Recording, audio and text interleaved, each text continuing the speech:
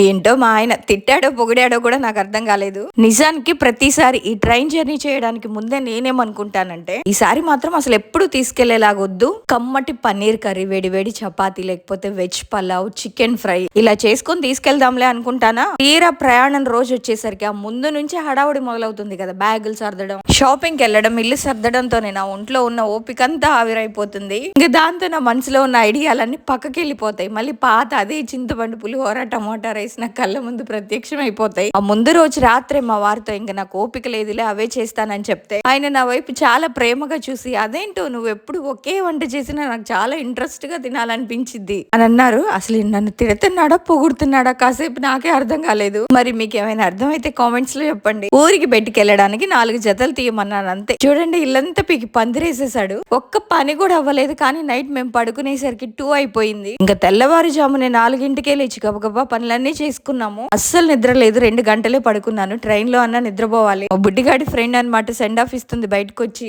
మేము చేసిన మిస్టేక్ ఏంటంటే ఇంకా టైం ఉందిలే అని తీరిగ్గా ఫోన్ చూసుకుంటూ టిఫిన్ చేసామన్నమాట. కరెక్ట్ గా ఇంకా 1 అవరే ఉందన్నమాట మా ట్రైన్ టైమింగ్ కి. అసలు ఆ ట్రైన్ అందుకున్నామో లేదో అన్నది నేను నెక్స్ట్ షాట్ లో చెప్తాను.